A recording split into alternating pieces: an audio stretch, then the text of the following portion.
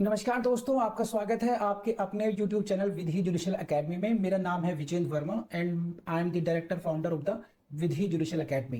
We provide coaching for the judicial services exams and through this video we are trying to reach out you to provide you full professional exam oriented coaching for the judicial services, and that is free of cost. So in the last class we have discussed Hindu Adoption and maintenance act. मैं इसको हामा बोलूंगा, हामा, HAMA, हामा, so that ये थोड़ा बोलने में, प्रोनाउंस करने में आसानी हो। So in the last class of the HAMA, up to the last class we have discussed up to section 5। Section 5 तक हम लोग कवर कर चुके हैं। एडॉप्शन के बारे में हम लोग बात कर रहे हैं, Hindu adoption act, Hindu adoption and maintenance act 1956 की बात कर रहे हैं। तो right now we are going to this section 5 से स्टार्ट करूंगा। हमें सेक्शन 6 पढ़ना है, लेकिन सेक्शन 6 को पढ़ने के लिए हमें एक हल्का सा क्विक रिव्यू सेक्शन 5 को देना ही चाहिए। So this is the class on section 6, but we will have to see section 5 as well, and you please see this. इसको पढ़िए थोड़ा सा, यहां से काम बनेगा आपका। This is section 5, please see this. Section 5 it says adoptions to be regulated by this chapter। क्या मतलब? No adoption shall be made after the commencement of this act by or to a Hindu except in accordance with the provisions contained in this chapter। तो this is the operative language, direct language of this section 5 clause 1। Section 5 clause 1 ने कहा कि एडॉप्शंस amongst Hindus bye और to ए हिंदू, अगर किसी हिंदू के द्वारा adoption किया जाना है या किसी हिंदू को एडॉप्शन होना है, then it should be regulated और it should be done only in accordance with this chapter. यानी कि ये जो चैप्टर 2 है इसके अकॉर्डिंगली होगा। सेक्शन 5 से लेकर के सेक्शन 17 तक का चैप्टर है, उसके अनुसार ही करोगे आप। तो वॉट एवर जो राइट्स क्या होंगे इसमें, जो प्रोविजंस क्या होंगे कि what are the requisite of a valid adoption. एक वैलिड एडॉप्शन के लिए रिक्वायरमेंट क्या होंगी? Who can adopt, who can give in adoption, who can be adopted, what are the other conditions, what is the right regarding the property। तो there are so many aspects which are to be discussed। Section 5 clause 1 ने एक basic rule दे दिया कि साहब adoption जो होगा वो इसी चैप्टर के अनुसार होगा, और अगर हमने ऐसा ना किया तब क्या होगा? तो ये लो, अगर आपने ऐसा नहीं किया, अगर आपने ऐसा नहीं किया, it means adoption made in contravention. अगर आपने इन प्रावधानों का उल्लंघन किया, if you adopted in contravention of the provisions of this chapter, that shall be void। adoption shall be void, वो adoption legally enforceable नहीं होगा, वो शून्य होगा। अब यहीं पर आ गई बात, यहां से अब हमें ये बात समझ में आ गई कि एडॉप्शन जो है हमें इसी चैप्टर के अनुसार करना होगा। और इस चैप्टर के अनुसार क्या मतलब हुआ? जो बचे हुए सेक्शन हैं 6 से लेकर के 17 तक, 6 to 17 के अनुसार ही एडॉप्शंस को रेगुलेट करना होगा, और इसीलिए हमारा सेक्शन 6 पढ़ना हो जाता है बहुत इंपॉर्टेंट, और वो रहा ये। और यहीं से पहला क्वेश्चन प्रीलिम्स में यहीं से आएगा, and this is very important for your prelims. Section 6 is very important for your prelims, and section 6 is very very important for your mains as well. Prelims के लिए भी इंपॉर्टेंट है और मेंस के लिए भी है, और भैया मेरे ये इंटरव्यू के लिए भी इंपॉर्टेंट है, ये ध्यान रखना। 6, 7, 8, 9, 6, 7, 8, 9, 10, 11 ये 6 सेक्शंस तो इंटरकनेक्टेड हैं बुरी तरीके से। तो पहला क्वेश्चन प्रीलिम्स में यहां से आएगा, हेडिंग से क्वेश्चन आएगा, which section deals with the requisites of a valid adoption. एक वैलिड एडॉप्शन के लिए क्या क्या आवश्यक होगा, इस बात की चर्चा कहाँ की गई है? इस बात की चर्चा की गई है सेक्शन 6 में, और यहीं से आपका क्वेश्चन आना है। So requisites of a valid adoption कहां पर दिया गया? सेक्शन 6 में दिया गया, and now I read it. No adoption shall be made unless the person adopting has the capacity, and also the right to take in adoption. देखिए कि पहली बात, first requirement, this will be the second requirement, and then there will be third requirement, and then there will be fourth requirement. Section 6 is dealing with what? Section 6 dealing with four requirements, first, second, third and fourth। ये ध्यान कर लीजिएगा, रट लीजिएगा, exact lines रटनी पड़ेगी आपको। 4 requirement है। कौन कौन सी है? पहली रिक्वायरमेंट है, this is the person adopting, जो व्यक्ति एडॉप्ट कर रहा है। पर्सन, कौन सा पर्सन? हु इज एडॉप्टिंग, जिसको गोद लेना है, गोद लेने वाले व्यक्ति के बारे में है पहली रिक्वायरमेंट। सेकंड रिक्वायरमेंट है the person giving in adoption, जो व्यक्ति गोद में दे रहा है। पर्सन गिविंग इन एडॉप्शन, जो कि गोद में दे रहा है, उसकी बात कर रहा है। ठीक है, 2 व्यक्ति हो गए। और थर्ड व्यक्ति है द पर्सन एडॉप्टेड, जिस व्यक्ति को गोद में दिया जा रहा है या लिया जा रहा है। तो there are 3 persons. Number 1 person कौन सा हुआ? टेकिंग, जो पर्सन ले रहा है। नंबर दूसरा जो पर्सन गिविंग है, जो दे रहा है। और जो तीसरा व्यक्ति हो गया बीइंग गिवन और टेकन, जिस व्यक्ति को दिया जा रहा है। इन सभी तीनों की कैपेसिटी के बारे में बात करेंगे। तो इन तीनों की कैपेसिटी के बारे में बात करेंगे। 3 व्यक्तियों के बारे में 3 आपकी रिक्वायरमेंट है कि जो व्यक्ति, the person who is adopting, मैं रटवाने की कोशिश कर रहा हूं ताकि आपको बहुत मुश्किल ना लगे याद करने में। तो देयर आर 3 पर्सन्स। पहला व्यक्ति, दो गोद लेंगे तो बहुत नेचुरली है, एक व्यक्ति वो होगा जो गोद ले रहा है बच्चे को। ठीक, एक व्यक्ति वो होगा जो गोद दे रहा है, लेने वाला व्यक्ति और गोद देने वाला व्यक्ति।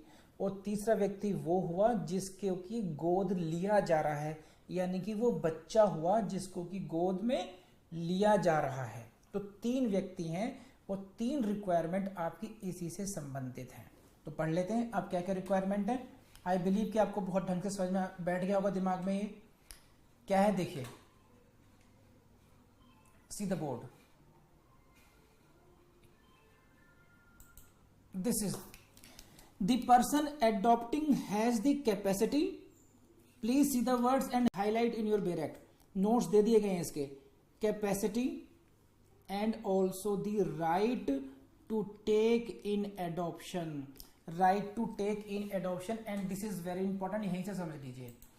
वो जो व्यक्ति है, जो व्यक्ति एडॉप्ट कर रहा है, the person who is adopting, he must have 2 things. Now कौन कौन सी 2 बातें हो गई? He must have the capacity, यानी कि उसके अंदर इतना सामर्थ्य होना चाहिए, capacity as per law to adopt, एक बात हुई। And second point is what?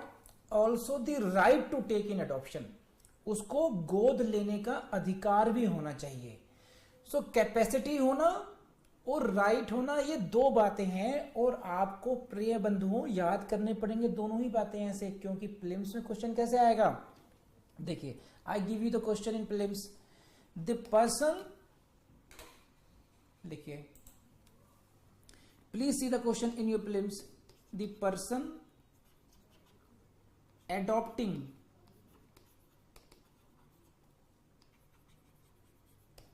must have option A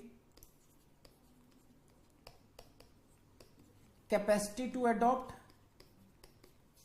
number B right to adopt, option C both, and D either. Now you see, if we don't read the Bayer Act carefully, this question becomes very difficult for you, because कहां पर क्या बात की? उसको capacity होनी चाहिए, right होना चाहिए, या दोनों होना चाहिए, या इन दोनों में से एक होना चाहिए। A, B, C, D, इनमें से कौन सा आंसर होगा?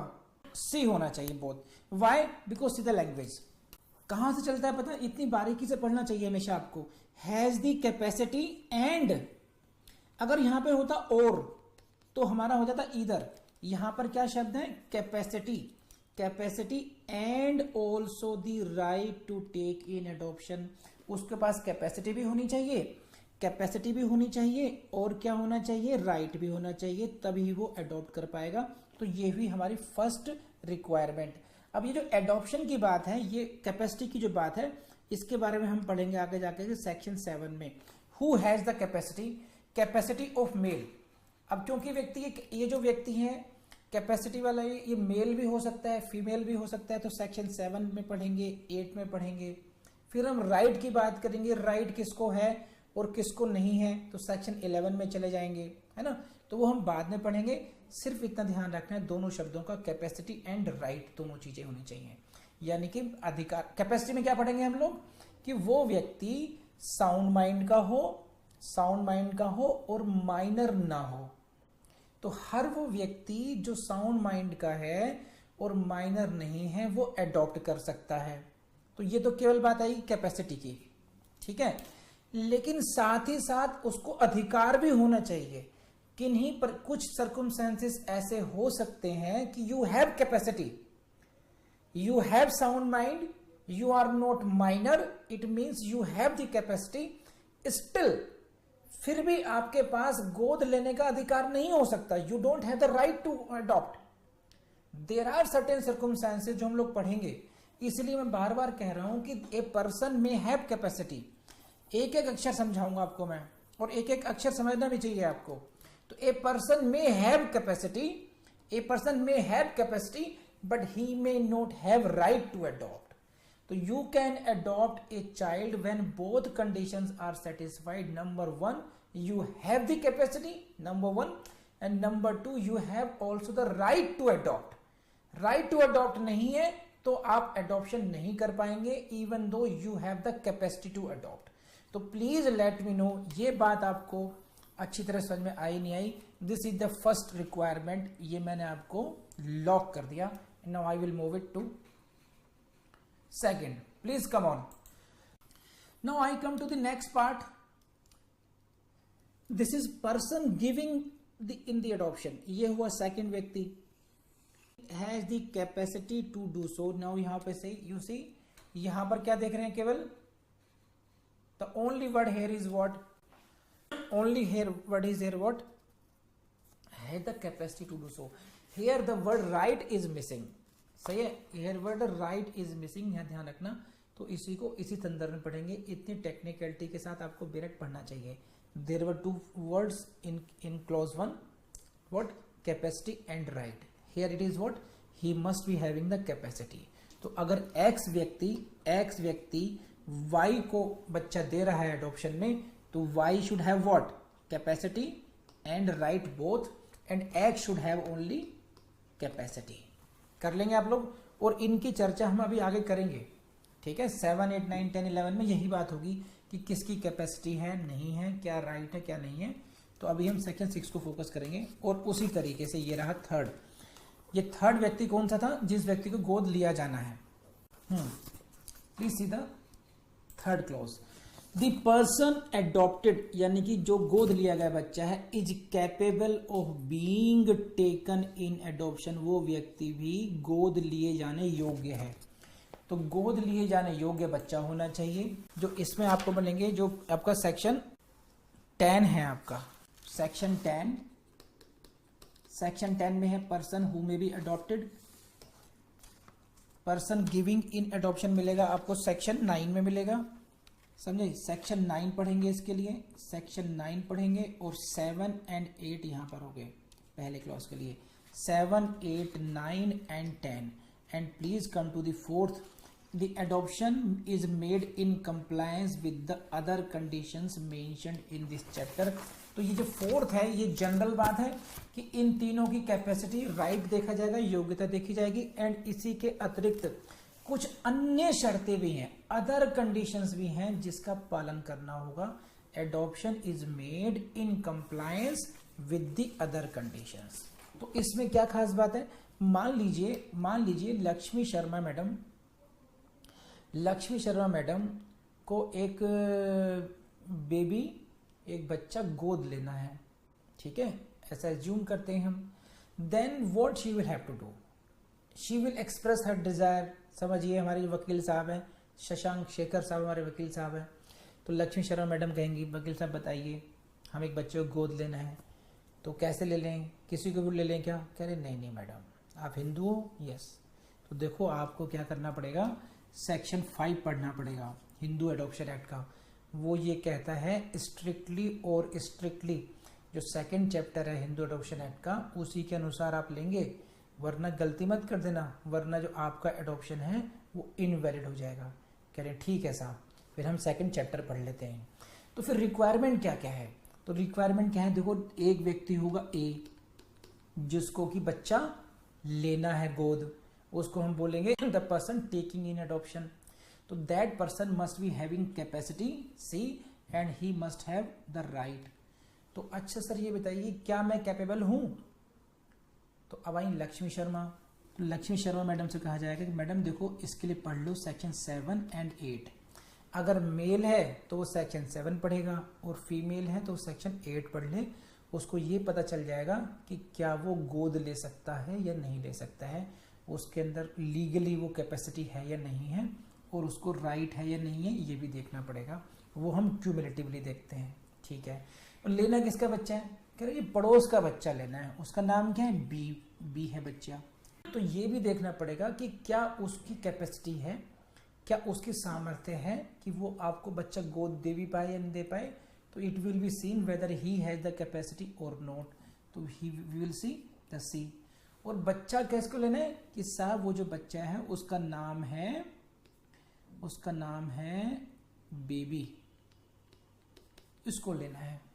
तो ये भी देखना पड़ेगा कि जो बेबी है ये भी कैपेबल है या नहीं है, कैपेबल ऑफ बीइंग टेकन, क्या इसको गोद लिया भी जा सकता है? नहीं, गोद में लेना नहीं है ये, गोद लेना, सही, गोद में लेना मतलब लैप्स में लेना, गोद लेना मतलब अडॉप्ट करना, तो ये है नहीं है।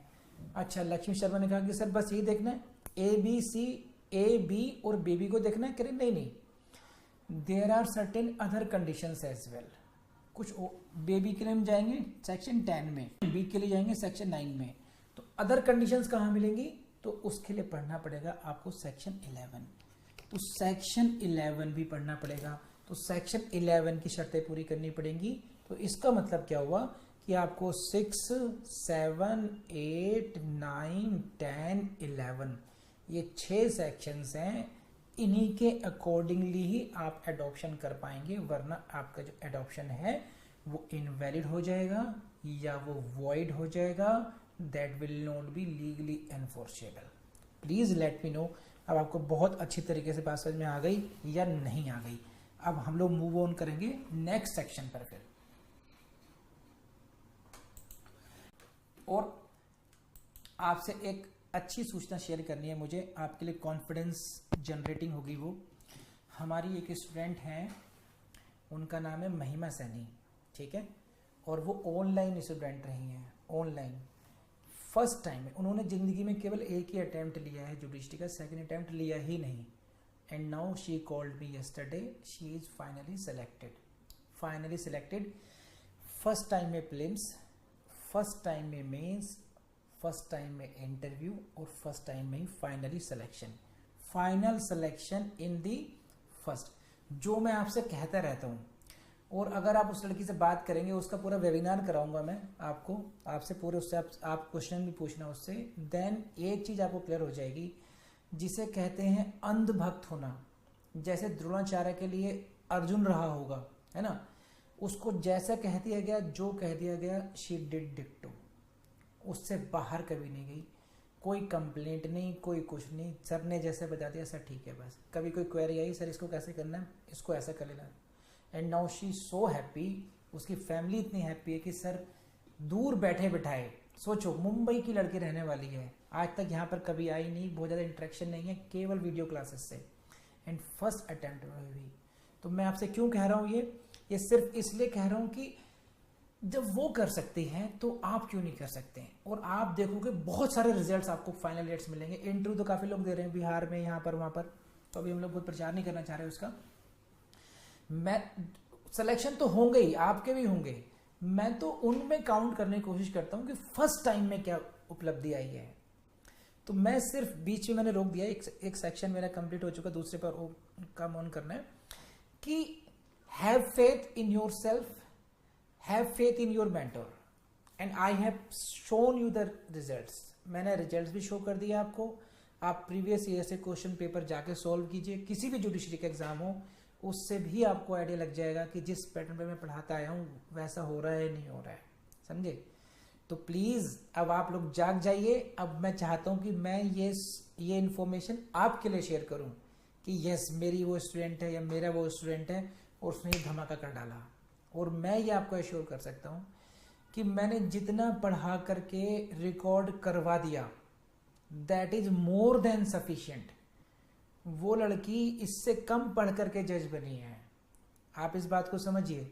एक बार पैटर्न समझ लिया, थोड़ी बहुत मेहनत बच्चों को खुद भी करनी पड़ती है, सर ने ऐसे सिखा दिया, थोड़ा खुद का भी इनपुट डालने पड़ते हैं, लेकिन सिलेक्शन फाइनली हो गया। ठीक है, तो यहां पे ध्यान रखें। मैं बहुत खुश हूं एक्चुअली, बता नहीं सकता कि एक स्टूडेंट आपके अंदर बहुत फेथ जता रहा है। प्रीलिम्स हो गया, उसकी ऑडियो भी शेयर की थी हम लोगों ने, शायद आपने सुनी हो तो कभी। फिर उसका मेंस हो गया और अब उसका इंटरव्यू हो गया फाइनली, कल से कॉल आई थी। तो please congratulation to you also, because vidhi is yours as well. आपकी भी विधि उतनी है जितनी मेरी विधि है। हम सबका एक जॉइंट ही मकसद है कि एक टाइम ऐसा है कि हर जिले में एक जज विधि से हो और उसको वाकई में लगना चाहिए कि हाँ हमने उसके साथ उतनी शिद्दत के साथ मेहनत की थी। ठीक है, तो प्रॉमिस मी कि आप अपने एंगेजमेंट्स, अपनी एफर्ट्स को डबल कर देंगे अब आप। और सेक्शन 6 पर क्वेश्चन ये रहा, देखिए आपके लिए।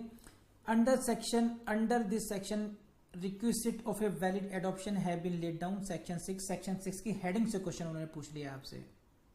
सेक्शन 6 की हेडिंग से क्वेश्चन पूछ लिया। Now come to section 11। देखिए सेक्शन 6 को मैं पढ़ा रहा हूं आपको सेक्शन 11 के साथ में, क्योंकि सेक्शन 7, 8, 9, 10 वो एक तरीके के सेक्शंस हैं। तो अभी यहाँ पे क्या हुआ, देखिए अभी सेक्शन 6 ने कहा कि साहब ये 3 व्यक्ति हैं, इन तीनों के हिसाब से कैपेसिटी होनी चाहिए। और फिर फोर्थ कंडीशन ये है कि अदर कंडीशंस भी सेटिस्फाइड होनी चाहिए। तो ये अदर कंडीशंस कौन सी हैं, कौन सी अन्य शर्तें हैं जो हमें जाकर के फॉर ए वैलिड एडॉप्शन हमें फुलफिल करनी चाहिए। और उसके लिए हमें जाना होगा सेक्शन 11 में। Section 11 and please go to section 11 now. इसीलिए other conditions for a valid adoption, जो कि रिक्वायरमेंट है सेक्शन 6 में। सेक्शन 6 क्लॉज 4 की जो रिक्वायरमेंट थी, other conditions must be satisfied, and this is what other conditions for a valid adoption. And P for prelims लगाइए। यहां से फिर क्वेश्चन आएगा कि which section deals with the other conditions for a valid adoption. एक valid adoption के लिए अन्य शर्तें कहां दी गई हैं, वो दी गई हैं सेक्शन 11 में। अब हम इसको पढ़ लेते हैं क्या, फटाफट। बहुत आसान है, चीजें जाननी है बस एक बार। बस in every adoption following conditions must be complied with. निम्नलिखित शर्तों का पालन होना चाहिए। Number 1, if any adoption is of a son, please highlight कीजिए, पुत्र का होना है। If any adoption is of son, अगर पुत्र का है एडॉप्शन, बेटे का एडॉप्शन करना है, इस दैट केस में द एडॉप्टिव फादर और मदर, एडॉप्टिव फादर और mother by whom adoption is made must not have a Hindu son और सन और सन, whether by legitimate blood relationship or by adoption, living at the time of adoption, and very important, मैंने पढ़ दिया आपके लिए। now I will explain it, please focus कीजिए।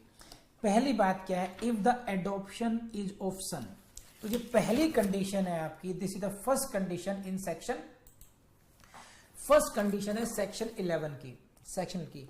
अब ये है क्या है, if the adoption is of a son, यदि पुत्र को गोद लेना है, यदि आपने बेटे को गोद लेना है, ठीक है, यानी कि मेल चाइल्ड को अगर आपने गोद लेना है, तब क्या देखा जाएगा कि एडॉप्टिव फादर और मदर, जो एडॉप्टिव फादर और मदर है या जो पिता और माता है, यानी कि गोद लेने वाले माता या पिता है, क्या होना चाहिए, must not have a Hindu son, उसका कोई एक हिंदू पुत्र नहीं होना चाहिए, नंबर 1। या सन्स यानी कि पोता नहीं होना चाहिए, या और थर्ड है सन्स यानी कि परपोता नहीं होना चाहिए, बेटा नहीं होना चाहिए, पोता नहीं होना चाहिए, परपोता नहीं होना चाहिए। तो अगर आपने गोद लेना है बेटा, मान लीजिए हम यहीं से ले लेते हैं, एग्जाम्पल ले लेते हैं, अतुल शर्मा जी हैं। अतुल शर्मा जी मन पे मत रखिएगा कोई बात को, ये केवल इलस्ट्रेशन के लिए ही है। तो अतुल के मन में अगर किसी मौके पर इच्छा जाग जाए कि मैं अब अरबपति हो गया, करोड़पति हो गया, अब मेरा बेटा तो है ही एक, है ना, मैं ठीक है एक बेटे को और ले लेता हूं गोद, तो he can not do so, because at the time of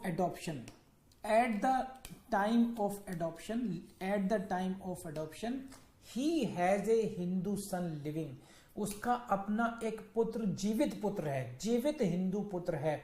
अगर ऐसा है तो बेटा को आप गोद नहीं ले पाएंगे। तो if you have a son you can not adopt a son, simple सी बात है, if you have a son you can not adopt a son. और सेम रूल है सन्स सन, पुत्र का पुत्र भी है यानी कि पोता भी है तब भी नहीं ले पाएंगे, और परपोता है तब भी नहीं ले पाएंगे।